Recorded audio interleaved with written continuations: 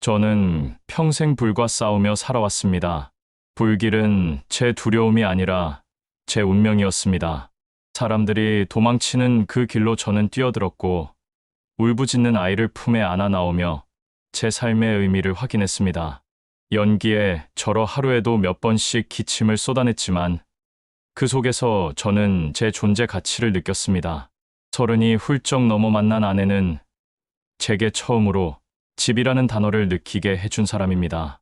출동벨이 울리면 밥숟가락을 던지고 뛰어나가는 저를 묵묵히 기다려주던 여인, 평생의 전우이자 반려가 된 사람입니다. 세월이 흘러 제 어깨의 계급장은 떨어져 나갔습니다. 퇴직식 날, 후배들의 박수와 동료들의 눈물이 뒤섞인 가운데 제 손에는 시계와 꽃다발만 남았습니다. 그 순간 깨달았습니다. 이제 더 이상 사람을 구하지 않는다는 사실을요. 제 두 손은 어디에 쓰여야 할지 막막했습니다. 그때 제 머릿속에 떠오른 건 아내와 함께 했던 주말의 기억이었습니다. 모닥불 앞에 앉아 별빛을 올려다보던 밤, 손에 닿는 따뜻한 머그잔, 바람이 흔드는 텐트 속에서 오손도손 나눈 이야기. 그것은 불길 속이 아니라 불빛 속에서 처음으로 제게 찾아온 평화였습니다. 그래서 생각했습니다. 평생 불을 껐으니 이제는 불을 지키며 살자. 소방관 시절 유일하게 제 마음을 달래주던 건 캠핑이었습니다. 출동과 당직으로 지친 몸을 끌고 나가도 숲속에 텐트를 치면 신기하게도 마음이 가벼워졌습니다. 아내와 단둘이 모닥불을 바라보고 있으면 그 불빛 속에서 제 삶의 무게가 잠시 내려앉는 듯했습니다. 은퇴 후 아내와 저는 함께 고민했습니다. 이제 우리 어떻게 살아야 할까? 저는 대답했습니다. 우리 좋아하는 걸로 살자. 캠핑장 차리면 어떨까? 그 순간 아내의 얼굴에 어린 설렘이 아직도 잊히지 않습니다. 우리는 은퇴금, 퇴직연금 일부 담보, 그리고 집을 담보로 한 대출까지 끌어모았습니다. 이른바 영끌이라는 단어가 딱 맞았습니다. 모든 걸 끌어다가 숲속 글램핑장에 투자했습니다. 처음 땅을 보러 다니던 그 설렘은 아직도 생생합니다. 산자락 깊숙이 들어가면 흙냄새가 짙었고 안개가 걸린 숲길은 마치 우리 부부에게만 허락된 길처럼 보였습니다. 나무 사이로 햇살이 스며들 때마다 아내는 여기라면 손님들이 행복해하겠지라며 눈을 반짝였습니다. 저도 속으로는 군 생활보다 더 큰 작전을 준비하는 기분이었습니다. 하지만 현실은 냉정했습니다. 땅값은 생각보다 비쌌고 토목공사 비용은 견적이 나올 때마다 천정부지로 치솟았습니다. 땅을 고르고 평탄화하는 데만 수천만 원이 들어갔습니다. 전기와 수도를 끌어오는 비용까지 더해지자 처음 계획했던 자금은 벌써 바닥을 드러내고 있었습니다. 은행 창구에서 서류에 도장을 찍을 때마다 제 손은 무겁게 떨렸습니다. 하지만 소방관 시절 수없이 맞닥뜨렸던 화마 앞에서도 물러서지 않았던 제 성격 때문에 저는 끝까지 밀어붙였습니다. 텐트를 설치하는 순간만큼은 정말 꿈 같았습니다. 군대에서 수없이 치고 걷던 군용 텐트와는 비교할 수 없을 정도로 세련되고 아름다웠습니다. 나무 데크 위에 글램핑 텐트가 줄지어 들어서자 마치 작은 마을이 완성된 것 같았습니다. 아내는 손수 가구 배치를 하고 커튼색을 고르며 웃음을 감추지 못했습니다. 그 모습을 바라보며 저는 확신했습니다. 이 길이 우리의 노후를 지켜줄 것이다. 간판을 세우던 날, 저녁 무렵 숲속에 네온 사인이 번쩍 켜렸습니다. 숲속 별빛 글램핑이라는 이름은 아내가 고른 것이었습니다.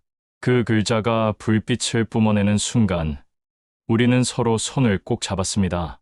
평생 위험한 현장만을 누렸던 제 두 손이 처음으로 새로운 미래를 잡은 듯 했습니다. 첫 손님이 찾아온 날, 저는 소방차를 모을 때보다 더 긴장했습니다. 젊은 부부와 아이 둘이 차에서 내리자 아내와 저는 환하게 웃으며 그들을 맞이했습니다. 아이들이 텐트 안으로 뛰어들어가 깔깔대는 소리를 듣는 순간 제 가슴은 오래된 불길을 뚫고 나온 듯 후련했습니다. 성수기에는 주말마다 자리가 꽉 찼습니다. 텐트 앞에서 바비큐를 굽는 냄새가 숲을 가득 메우고 곳곳에서 웃음소리가 울려 퍼졌습니다. 손님들은 사진을 찍어 SNS에 올렸고 예약 문의 전화가 끊이지 않았습니다. 사장님, 이런 데가 다 있었네요. 분위기 끝내줘요. 그 말 한마디에 저는 하루의 피로가 씻겨 내려갔습니다. 밤이 되면 저는 모닥불을 지폈습니다. 불길이 하늘로 치솟을 때마다 아이들이 환호했고 부모들은 따뜻한 차를 마시며 미소를 지었습니다. 저는 그 모습을 바라보며 생각했습니다. 그래, 이게 우리가 꿈꾸던 인생이지. 소방관 시절 불은 늘 두려움이었지만 이제 불은 낭만이 되어 제 앞을 밝히고 있었습니다. 아내는 손님들이 떠난 뒤에도 텐트를 하나하나 살피며 부족한 점을 메웠습니다. 깨끗하게 정돈된 침구, 잘 닦인 컵과 접시, 정성스레 준비한 아침 식사. 손님들은 입을 모아 칭찬했습니다. 여긴 정말 마음이 편해져요. 다시 오고 싶어요. 그때마다 아내와 저는 서로 눈빛을 주고받으며 웃었습니다. 그 시절만큼은 우리 부부가 세상의 주인공이었습니다. 은퇴 후 남들이 부러워할 만한 노후를 보장받은 듯했죠. 저녁식 날 받았던 꽃다발의 향기가 캠핑장 숲속에서 다시 피어나는 듯했습니다. 저는 정말 믿었습니다. 이 불빛은 절대 꺼지지 않을 거라고. 하지만 불은 금세 잦아들었습니다. 성수기가 끝나자 손님은 뚝 끊겼습니다. 예약 전화는 고요해졌고 빈 텐트만 바람에 흔들렸습니다. 비가 오면 배수로가 막혔고 바람이 불면 타프가 날아갔습니다. 시설 유지비는 눈덩이처럼 불어났습니다. 관리비, 전기세, 대출이자 장부는 빨간 글씨로 가득 찼습니다.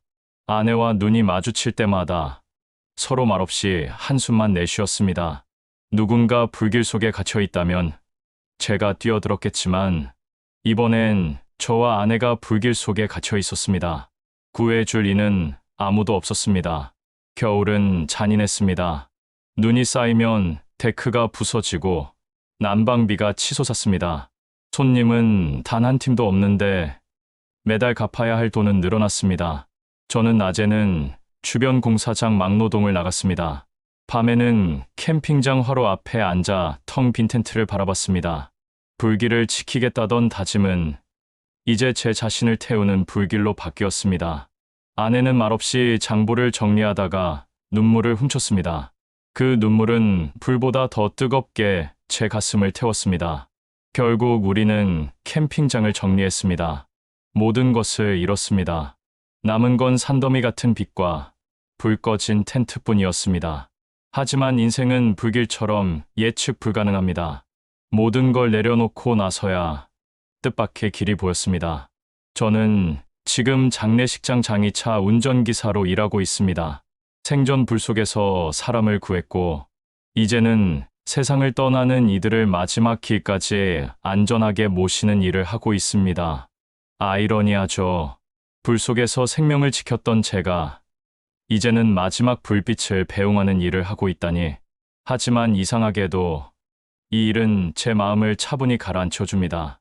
비록 실패했지만 여전히 누군가의 곁을 지키고 있다는 사실에 작은 위로를 얻습니다.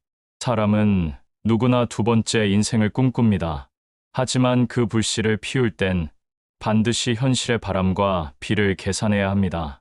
저는 평생 불길 속에서 살아남았지만 돈 앞에서는 허무하게 무너졌습니다. 불은 물리쳤지만 숫자는 물리치지 못했습니다. 인생은 낭만만으로 굴러가지 않는다는 걸 뼈저리게 배웠습니다. 그러나 실패가 끝은 아닙니다. 저는 잿더미 속에서도 새로운 길을 찾았습니다. 삶은 불처럼 꺼졌다 살아나는 법입니다. 시청자 여러분, 혹시 지금 새로운 도전을 꿈꾸십니까? 그렇다면 꼭 기억하십시오. 불빛은 낭만을 주지만 계산서 앞에서는 현실이 필요합니다. 낭만과 현실의 균형을 잡을 때 그 불은 오래도록 꺼지지 않습니다. 망한 인생도 이렇게 발버둥 치며 살아갑니다. 여러분, 인생은 늘 뜻대로 되지 않지만 끝까지 버티는 그 발버둥이 결국 또 다른 길을 열어주는 법이죠.